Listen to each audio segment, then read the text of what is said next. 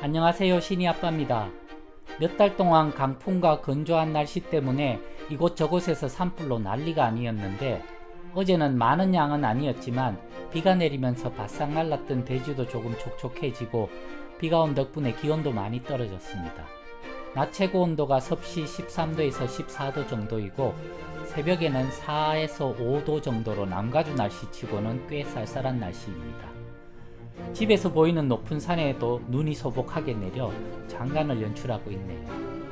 오늘 함께 나눌 얘기들은 동부에서 캘리포니아로 이동하고 몇 달간의 기록들입니다. 옥스나드로 건너와 큰 누나 집에 2달 정도 있다가 우리 가족만의 보금자리 아파트로 이사를 하게 되었고, 매형이 운영하는 사진관에서 몇 달 일을 하다가 그만두고 도너츠 가게에 취직한 얘기, 신이 엄마가 일식집 서버로 일하게 된 얘기, 그리고 가족 모두 향수병에 걸린 얘기, 그래서 신이 엄마와 신이가 한 달간 한국 방문을 하는 얘기 등등을 나눠보도록 하겠습니다. 2002년 4월, 동부에서 새로운 꿈을 찾아 서부 캘리포니아로 온 지도 어느덧 2달 정도의 시간이 지났다. 임시로 누나네 집에서 2달 정도를 같이 생활하다 보니 이제는 빨리 독립해 나가야겠다는 생각이 들었고, 며칠 전 아파트를 알아보고 이사를 하게 되었다. 나는 매형이 하는 사진관에서 일을 하고 신이 엄마는 동네의 일식 레스토랑에서 일을 할 수 있게 되어 경제적으로는 넉넉하지 않지만 이사를 갈 수 있다는 판단을 했다. 그동안 몇 곳의 아파트를 알아보았지만 마음에 드는 곳이 나타나지 않아 조금 초조했었는데, 며칠 전 2베드룸에 950불 정도 하는 나쁘지 않는 조건의 아파트를 찾았고 이사를 하게 되었다. 한국의 아파트와 비교하자면 건물도 낡았고 편의성도 비교할 수 없지만 그래도 이렇게 우리 가족만의 공간이 생겼다는 생각에 감사할 수 있었다. 물론 인터넷을 신청했는데 일주일이 지났지만 아직 감감무소식이라 답답하기 그지없지만 이런 미국의 상황에 빨리 적응하는 것이 스트레스를 덜 받을 것이라 생각하고 행정적인 일이나 이런 서비스의 느릿느릿한 속도에도 적응하려 노력하고 있다. 그리고 어제는 미국의 현충일 메모리얼 기념일이었다. 신이 엄마도 일하는 가게에서 하루 휴가를 얻었고, 매형이 하는 사진관도 하루 문을 닫아 오랜만에 가족들이 함께 태평양 연안을 따라 3시간 정도 북쪽으로 올라가 허스트 캐슬이라는 곳에 구경을 갔다 왔다. 미국의 언론 재벌 허스트가 70년 전에 지었다는 캐슬이었는데, 낮은 산 정상에 지어져 태평양이 한눈에 바라보이는 아름다운 캐슬이었다. 입구에서 티켓을 끊어 먼저 허스트의 일대기를 영하로 관람하고 셔틀버스를 타고 산 정상의 성으로 이동하여 가이드의 설명을 들으며 구석구석을 돌아보는데 1시간 30분 정도의 시간이 소요되었다. 한국같이 아기자기하게 관광지를 꾸며놓은 것이 아니라 자연 그대로를 유지하려 노력해 놓은 것이라 그렇게 화려한 관광지는 아니었지만 오랜만에 함께한 가족만의 시간이라 소중하고 행복했던 하루를 보낸 것 같다. 2003년 6월, 우리 가족 모두가 얼마 전부터 큰 슬럼프에 빠졌다. 신이부터 나까지 온 식구가 한국에서의 행복했던 순간들이 너무 그립고 그때로 다시 돌아가고픈 생각에 모두가 힘든 시간을 보내고 있다. 3개월 정도 일하던 매형 사진관도 며칠 전 그만두게 되었다. 경제적인 여유가 있는 것은 아니지만 매형과의 이런저런 의견 차이도 생기고 하니 더 큰 것을 이룰 수 있다는 판단에서 사진관을 나오게 되었다. 어느덧 8개월 정도의 이민 생활을 하고 있지만 아직까지는 이민의 기대보다는 후회가 더 큰 것 같다. 내가 이민에 대한 기대가 너무나 커서 가족들을 모두 힘들게 만들었나 후회도 되고, 그래서 생각이 많아지는 시간이 길어지고 있다. 이제 나도 새로운 직장을 찾아야 하고, 그렇게 되면 따로 차가 한 대 더 있어야 할 것 같아 어제는 토요타 중고차를 1,800불 주고 구입하였다. 비록 정신적으로 많이 힘들지만 다시 일어서 달려야 한다. 아직 힘들다 하기에는 출발선을 떠난 지가 너무나 이른 시간이니까.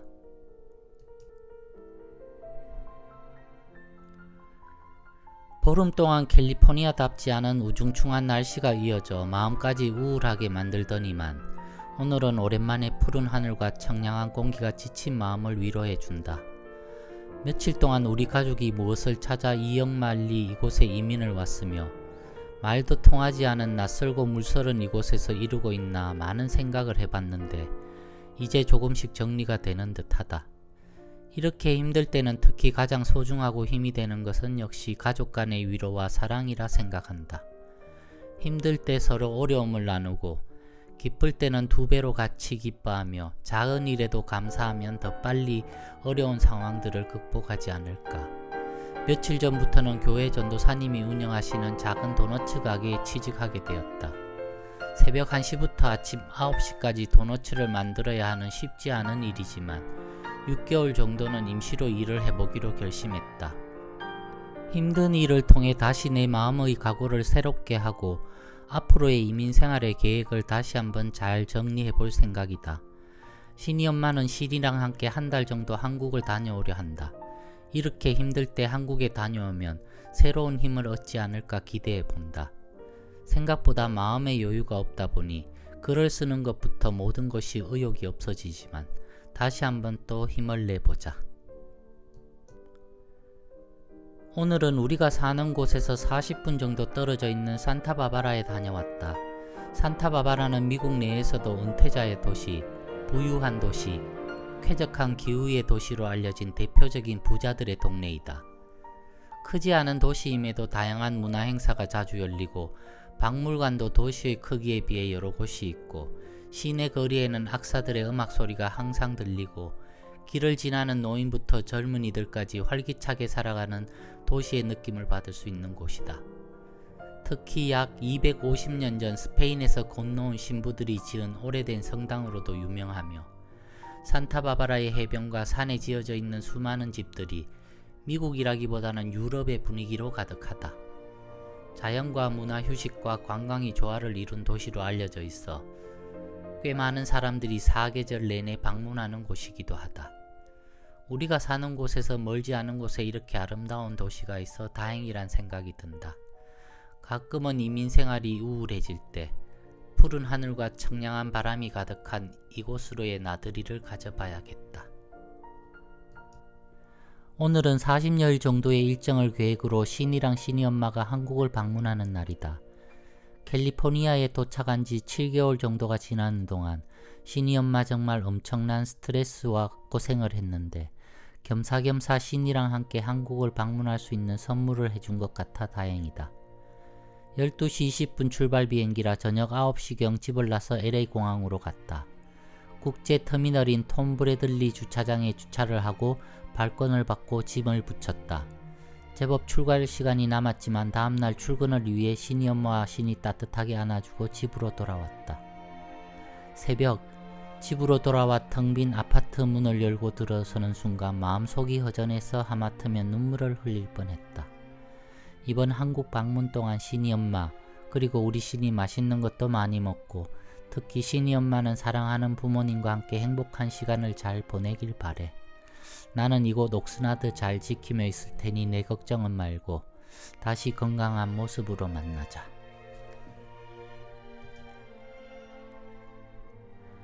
이번 주 월요일부터 오늘까지 도너츠샵에 나가 일한 것이 일주일이 다 되어 간다.